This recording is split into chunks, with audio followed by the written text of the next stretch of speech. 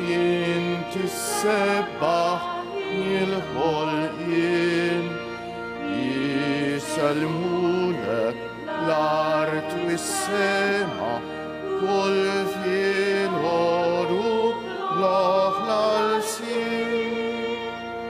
Ja mulejja nizik ħaj, għalixin tal-ħajja s-sin, fik is-seta, fik il-ħnina, jintfawwara ta' kull ġil.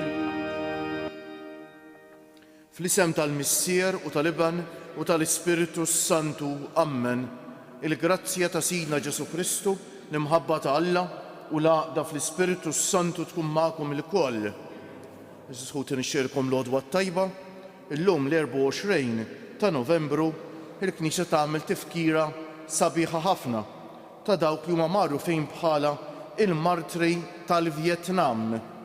San Andrea Dungklak kien saċerdot djoċesan li sofra l-martirju f'Hanoi fl-1839 u wieħed minn 117 il-martri fosthom 8 isfijiet, ħafna saċerdoti u lajċi ta' kull età li bejn l-1625 u l-1885 f'diversi pajjiżi li llum jiffurmaw il-Vjetnam ma ridux jiġħdu l-fidi u ħadu l-mewt tal-Kristu.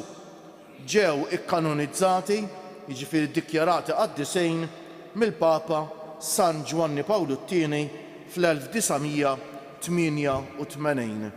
Xi grazzja kbira, eżisħuti u xek, mhux tabxen li Tertuljanu, wieħed mill-orrief tal-Knisja tal-bidu jgħid li d-demm tal-martri żerrija tal-insara. Nitolbu għalhekk bl-interċessjoni tal-qaddis martri biex il-Mulej jibbierek il-Knisja tiegħu fil-Vjetnam, fl-Asja u fid-dinja kollha. Għat-talb u għad-demm li xerdu tant u tant martri għal-fidi tagħhom. Ejjew għalhekk eżisħuti nitħejjew kif jixraq għal din l-Ewkaristija billi b'umiltà fi skitta qalbna nitolbu maħfra lil Mulej għal ħtijietna.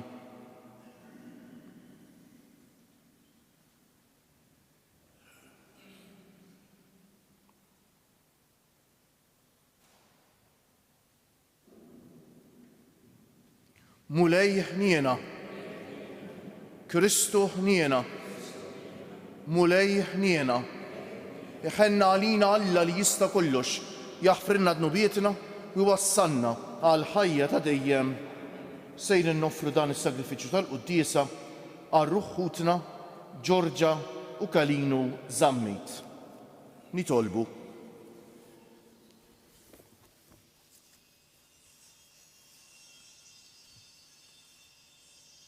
U Alla, għajn u bidu tas-seta li għandu kull min hu missier, inżammejt sħaħ sat-tixrid tad-demm fil-fedeltà lejn is-salib ta' ibnek Ġesu, il-qaddisin martri Andrija u sħabu.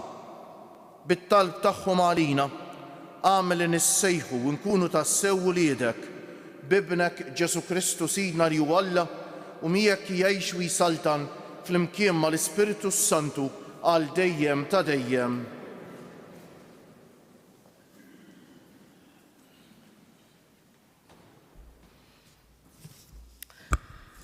Qari mill-ewwel ktieb tal-Makkabejn.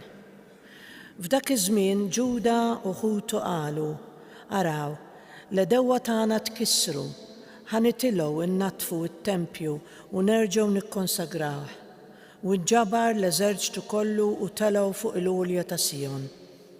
U bakru mas-sebħ tal-25 tad-9 xahar, ix-xahar ta' Każlew tas-sena 148. U offrew sakrifiċċju skont ma titlob il-liġi fuq l-artal il-ġdid tas-sakrifiċċju tal-ħruq li kienu għamlu.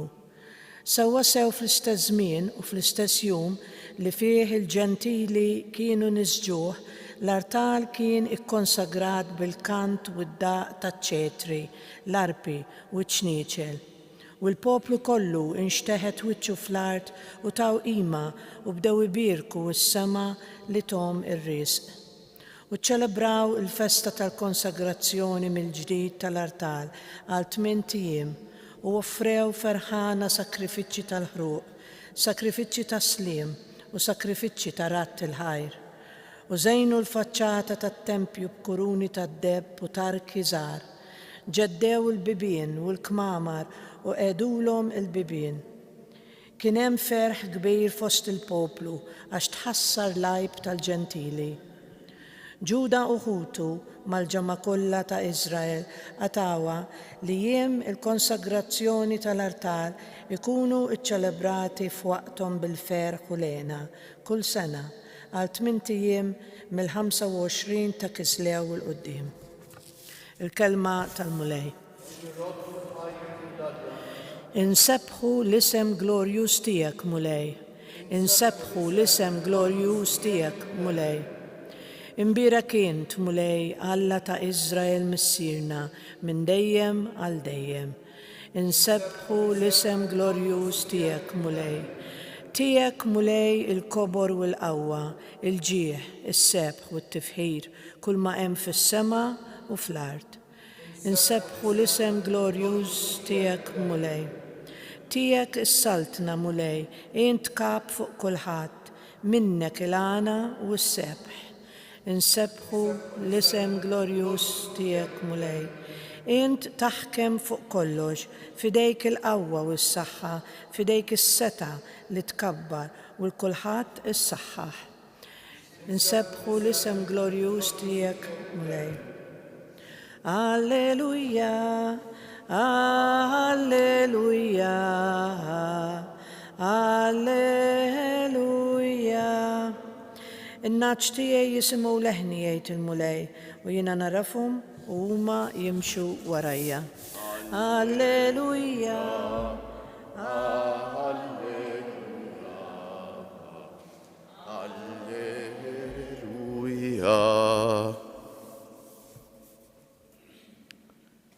Il-mulej ma'kom.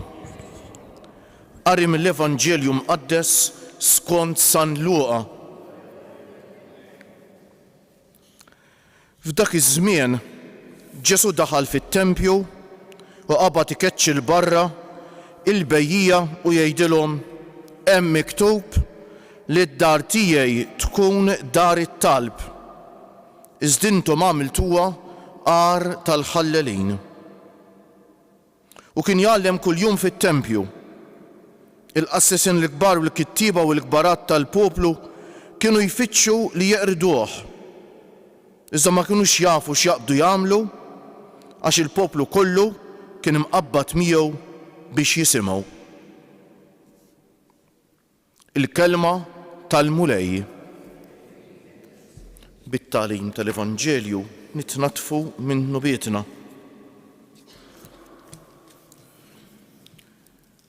Naħseb li l-kol kemm aħna xi darba jew oħra fuq it-television jew forsi anke konna l-art imqazza, rajna ħutna il-lut jitolbu u xekk fejn dak li huwa magħruf bħala il-Wailing Wall, il-fdalijiet li fadal mit-Tempju ta' Ġerusalemm, mhux hekk parti mill-ħajt ta' barranet li kien it-Tempju ta' Ġerusalemm. It-Tempju ta' Ġerusalemm kien imbena l-ewwel darba fi żmien Salamun, xi 900 sena qabel Kristu, imbena biex jagħti glorja lill-Alla ta' Iżrael. Tant kien binja majestuża u xekk li saret iċ-ċentru tal-kult ludi u xekk tant li l-Lowt kienu obbligati li tal-inqas darba fis-sena iżuru dan it-tempju joffru sagrifiċċju. Għalihom b'xi mod Alla kien jgħammar fit-tempju qisha d-dar ta' Alla jgħammar fija.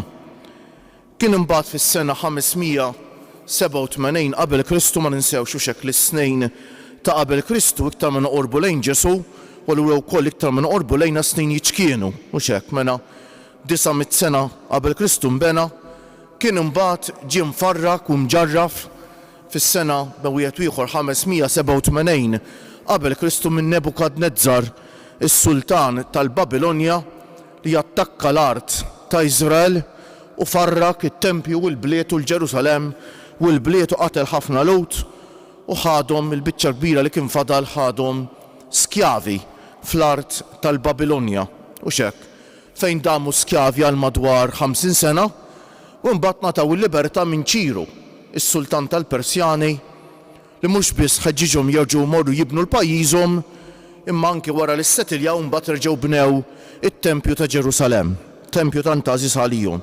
U llum fl-ewwel qari kif smajna f'dawn l-aħħar ġranet dan kien żmien il-Makkabej, jiġifieri qegħdin nitkellmu wara li Alessandru l-Kbir, Alexander the Great, ħakem l-art imqazza fis-sena 333 ba' wieħed ieħor qabel Kristu. Imbagħad id-dixxendenti tiegħu, il-ġenerali tiegħu kienu għamlu ħarba sħiħa, ma waqqgħux it-tempju ma kienu iddesakrawh biex ngħidu hekk ġibu l-alla tfolot tagħhom eċċetera. U mbagħad kif smajna llum mhux hekk, Ġuda il-Makkabew u sħabu reġgħu ikkonsagraw it-tempju wara l-profanazzjoni tiegħu. Fi żmien Ġesu dan it-tempju kellu glorja kbira, kien anke Erodi il-Kbir u x'hekk Erodi li kien sebħu u kabru u rranġaħ u fi żmien Ġesu kellu glorja kien tempju sabiħ ħafna. Però kif smajna fil-Vanġelu kien ukoll iċ-ċentru ta' drawwiet reliġjużi li kultant kienu u x'hekk imtaqla b'ħafna fanatiżmu u b'ħafna mibeda ħanejtek u x'hekk. Sfortunatament il-poplu Alla fi żmien Ġesu kien jirribella ħafna kontra r-Rumani u x'hekk.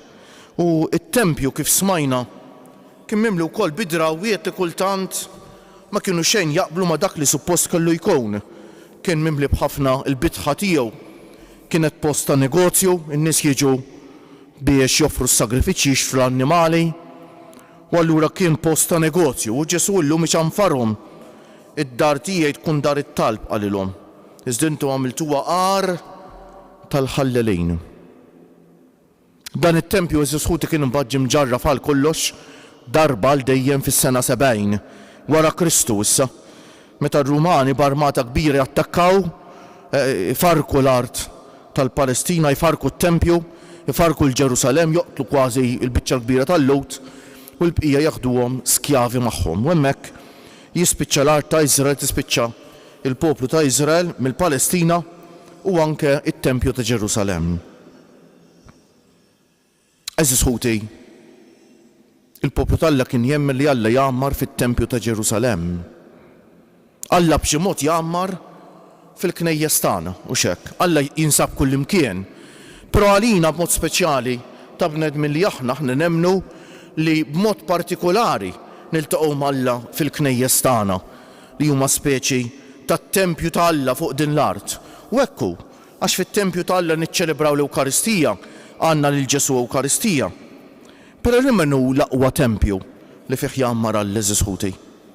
L-ewwel nett ovvjament huwa l-persuna ta' Ġesu ta'.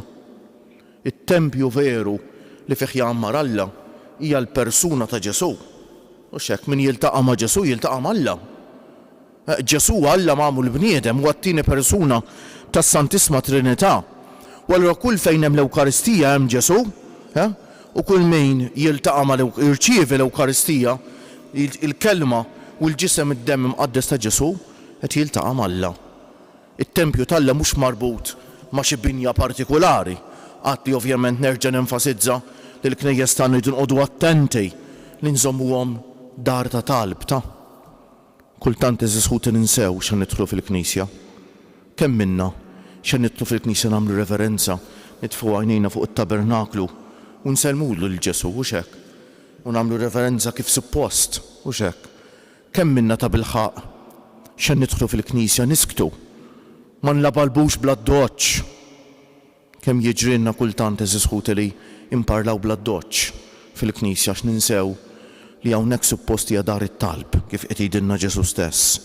U aħna kultant ukoll nagħmlu għar tal-ħallelejn u x'hekk bil-paroli tagħna u fimni kultant laqqas nitfu l-mobile u x'hekk. Allura hemm bżonn eżisħuti nerġgħu niskopru mill-ġdid il-qdusija tat-tempju ta' u x'hekk. Għax qatt li kif għedna Alla jinsab kull imkien, però Ġesu Ewkaristija jinsab mod speċjali fil-knejjes tagħna. u għalhekk għandna nagħtuh qima kbira. U t-tielet, it-Tempju ta' Alla huwa l-ġisem tagħna. Kif tgħid Santa Teresa ta' Kalkutta, eżis ħutej, Ġesu jinsab fit-tabernaklu, però l-post l-aktar speċjali li fih jixtieq jammar Ġesu huwa l-ġisem tagħna. Ejjew għalhekk eżis ħut illum nitolbu bil-qalb biex dan it-Tempju ta' Alla li huwa aħna nirrispettawh. Fina nfusna, fil-ġisem tagħna, nieħdu ħsieb tagħna nfusna nqazzu lill-ġisem tagħna għax aħna nirċievu ġo fina l-Ewkaristija, ġisimna huwa tabernaklu ħaj, u fl-oħrajn kull persuna oħra hija t-Tempju ta' Alla. Kemm nuru rispett lejn it-Tempju ta' Alla fi kliemna, bi kliemna. Kemm nuru mħabba u rispett lejn xulxejn. Kemm nuru attenzjoni lejn xulxejn u mħabba lejn xulxejn eżis ħutej. Mela imħabba lejn il-persuna ta' Ġesu, it-Tempju per eċċellenza ta' Alla, imħabba lejn il-knejjes tagħna, rispett lejn il-knejjes tagħna kif inġibu ruħna fihom, u mħabba lejn xulxejn. Għax kull wieħed minna huwa t-Tempju ta' Alla. U qaddis huwa t-Tempju ta' Alla li intom jgħidilna San Pawl.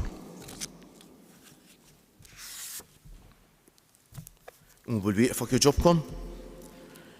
Nitolbu llum ħutu Eżies lil Mulej Alla li jista' kollox, li minnu tiġi kull għotja tajba u kull don perfett biex bit-talb ta' Sant Andrea u sħabu il-martri tal-Vjetnam għall-istqarrija il-martri li ħadu l-martirju għall-istqarrija tal-isem qaddis tiegħu aħna niksbu ħelsien tas-sew u saħħa u qawwa f'kull tiġrejb. Qawwi u kattar Mulej il-fidi tal-Knisja tiegħek. Żomma taħt l-ejt setana tiegħek. Ħatoħroġ dejjem rebbieħa fuq it-tiġrejb kollu li jqanqlu kontra tagħha is-setat tal-ħażen. Nitolbu. Saffi d-dinja minn kull tagħlim qarrieqi, ħolli rbit tal-ħażen, għati s-salvazzjoni lil kulħadd. Nitolbu. Għati l-missiħ ta' dejjem lil qaddejja tiegħek ħutna li għalihom qed noffru is-sagrifiċċju tal-quddiesa u l-ħutna l-mejtin kollha, mod speċjali dawk li m'għandhomx min jitlob għalihom, u lil dawk kollha li f'din id-dinja ħabirku għall-kobor tas-saltna tiegħek fost il-bnedmejn. Nitolbu. Ejn lil dawk li huma mġarbejn minħabba f'ismek biex bit-tiġrejb tagħhom jaqilgħu il-paċi għall-Knisja tiegħek f'pajjiżhom. Nitolbu. Għallimna nħobbu l dawk li jaħqruna u npattu bil-ġejt id-deni li għamlunna. Nitolbu. Illum il-festa dawn il-martri Eżies tal-Vjetnam, eżis ħuti kieku naħsbu ftit x'għamlu dawn ħutna li kienu lesti li jċarċru demmhom taf moħqrija kbira u fl-istess ħin ipoġġu l-imħabba, iwieġbu għal tant moħqrija b'imħabba. Dawn li mhux bissexu ħajja tixbaħ il ta' Ġesu, mietu mewta tixbaħ il ta' Ġesu eżis ħuti. Kemm għandna nissaħħu fil-fidi tagħna. Kemm għandna ta' bilħaq ngħidu iwa daw s-sagrifiċċji żgħar li jitlob minn il-Mulej biex ngħix il-fidi tiegħi x'in huma ħdejn is-sagrifiċċju li joffrew dawn ħutna. Ejjew eżis ħut inkunu eksodi fil-fidi tagħna. Insellmu lil ħutna li jsegwu dil-quddiesa l-anzjani, il-morda, il-persuni bi bżonnijiet speċjali, dawk li jieħdu ħsieb ta' persuni vulnerabbli, l-emigranti tagħna li jsegwu dil-quddiesa, dawk li jitolbuna nitolbu għalihom eżis ħuti, u dawk kollha li jeħtieġu t-talb tagħna. Ejjew fiskiet il-kol kemm aħna nofru t-talba tagħna lil Mulej b'fidi kbira.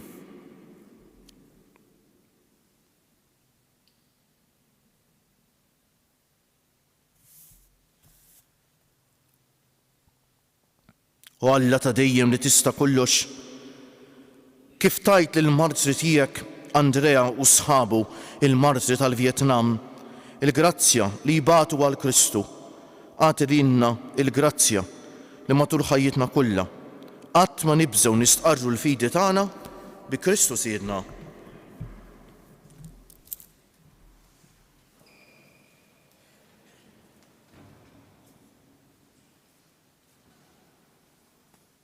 Imbierek int Mulej Alla tal-ħolqien kollu għax fit-jubitek tajtna l-ħobs li qegħdin noffrulek frott tal-art u xogħol il-bniedem li minnu jsir għalina il-ħobs tal-ħajja.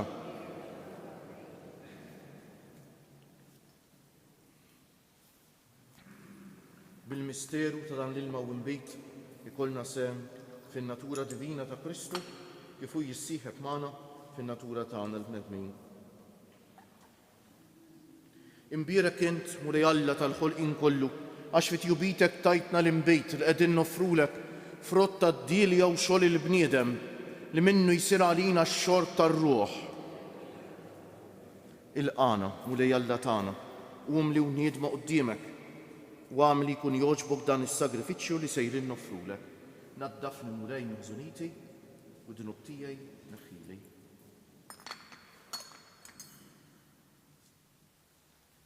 Itolbu ħuti biex is-sagrifiċċju tiegħi u tagħkom ikun jogħġob l-Alla l-Missier li jista' kollox.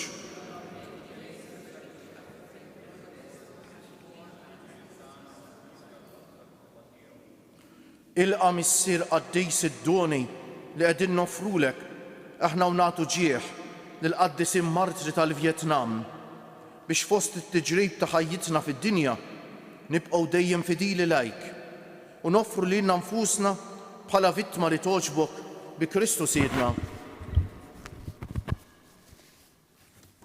Il-mulej magħkom nerfew lubna l fuq niżżu ħajr lill-mulej Alla tagħna. Sewwa u xieraq tas-sew mulej Missier Qaddis, Alla ta' dejjem li tista' kollox, tajjeb u taġid tas-salvazzjoni tagħna li dejjem u kull imkien inroddulek ħajr. Għaliex Sant Andrea u sħabu l-marġi tal-Vjetnam ħadu l-martirju għall-istqarrija ta' ismek biex bħal Kristu b'demmhom jagħtu xhieda tal-emejjel tiegħek tal-għaġeb. Meta tur il-qawwa tiegħek fl-aqwa tagħha, sewwa sew f'minnu dgħajjef u ssaħħaħ lil minnu nieqes mill-ħila biex ikun jista' jixhet għalejk bi Kristu Siedna. Għalhekk flimkien mal-qawwiet tas-sema qatt ma nieqfu nfaħħruk fuq l-art u bla qiegħda ntennu lill-kobor tiegħek. Qaddejs, Qaddejs, Qaddejs, mulej Alla tal-eżerċti, is-smewiet u l-art mimlija bil-glorja tiegħek. Osanna fil-għoli tas-smewiet, imbierek minn ġej f'isem il-mulej, osanna fil-għoli tas-smewiet. Qaddejs tas-sewwint mulej, inti l-għajn ta' kull qdusija, qaddes għalhekk nitolbuk dawn l-offerti bil-barka tal-Ispiritu tiegħek biex isiru għalina l-ġisem u d-demm ta' Sidna Ġesu Kristu li meta kien sejjenata biex minn rajħibati ħal ħobs radd il-ħajr qasam tal id-dixxipli tiegħu u qal ħudu u kulu il-kol minn dan għax dan huwa ġismi li jingħata għalikom.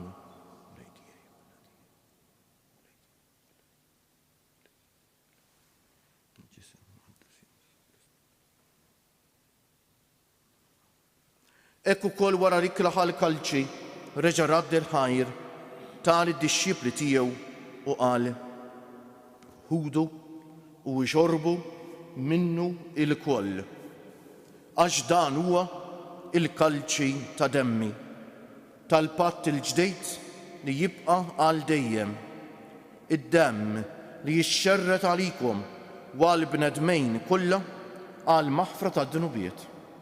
Għamlu dan b'tifkira tiegħi.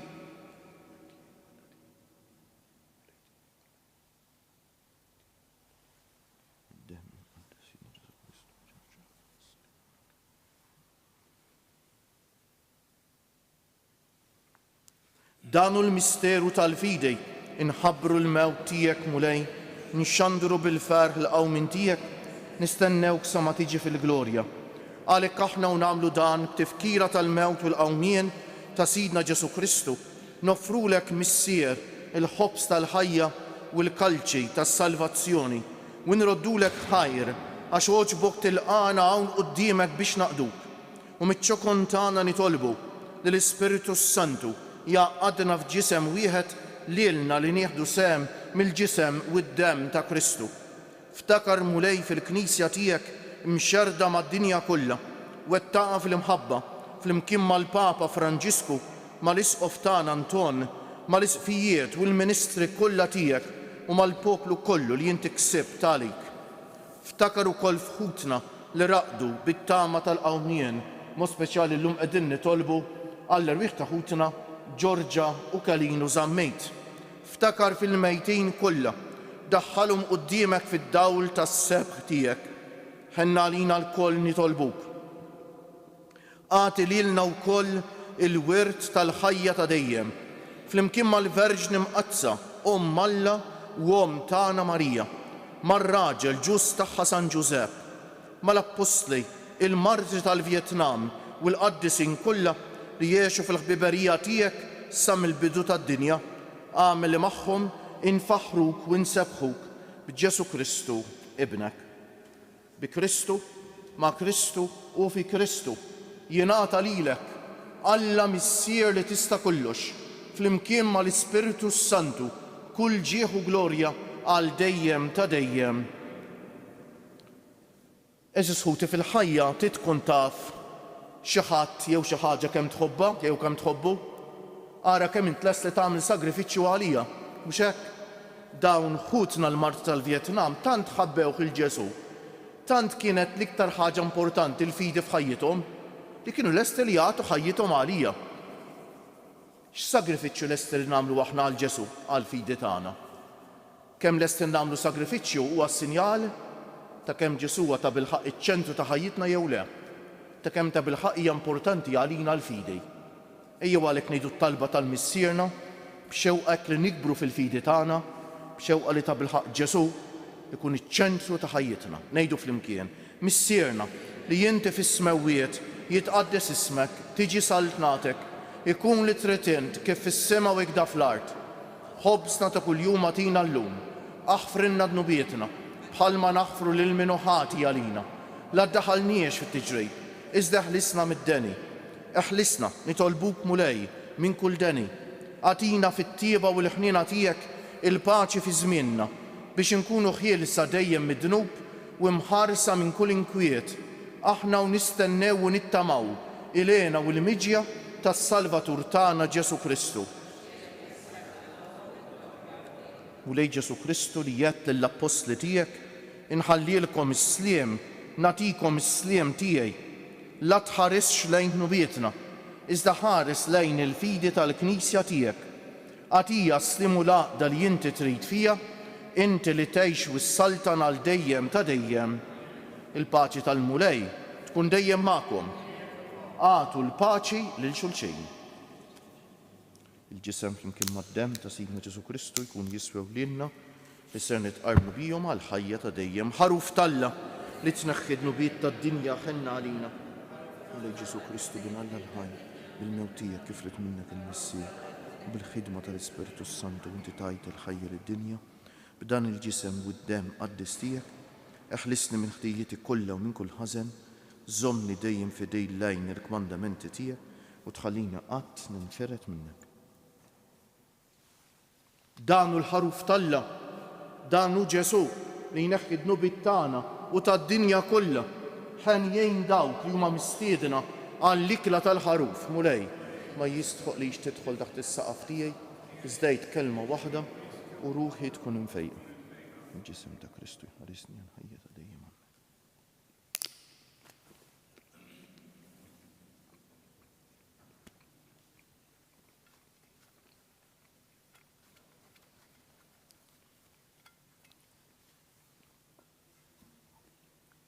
Dem ta' Kristu jħarisni għal ħajja ta' dejjem.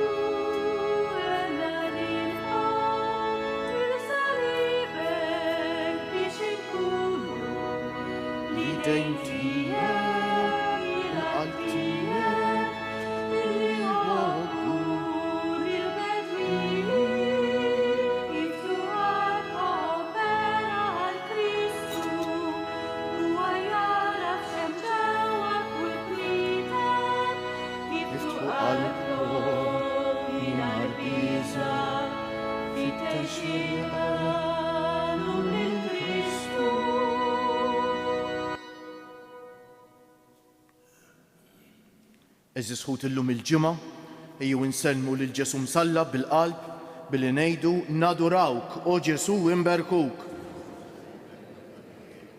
Nadurawk o Ġesu imberkuk. Nadurawk o Ġesu imberkuk. Nitolbu. Issa li tmajtna minn ħobża waħda fit-tifkira tal-qaddis immartri tiegħek, fiċ-ċokun tagħna nitolbuk missier biex nibqgħu dejjem maqudin flimkien f'imħabbtek ħalli jkun jistħoq ilna l-premju tas-sabar fil-ħajja ta' dejjem bi Kristu Siedna. Ħanejdu tliet Ave Marijiet f'ġieħ it-tlet ijiem lill-ġisem Tomna Marija dan fil-qabar hekk nofruhom għal dawk ħutna Maltin wawċin li bħalissa l-iktar jeħtieġu it-talb tagħna. Stima għalik Marija, bil-grazzja mimlija l-mulej miegħek, mbierka inti fost in-nisa u mbierek il-frott tal-ġuf tiegħek Ġesu.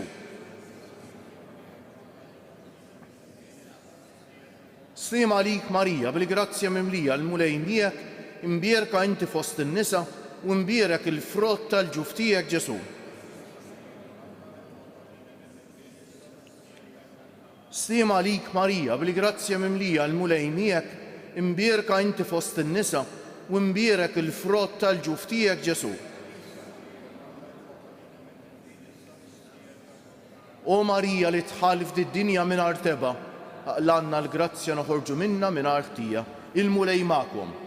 Iberikkom Alla li jista' kollox il-Missieru Liben u l-Ispiritu Santu morru fil-paċi ta' Kristu.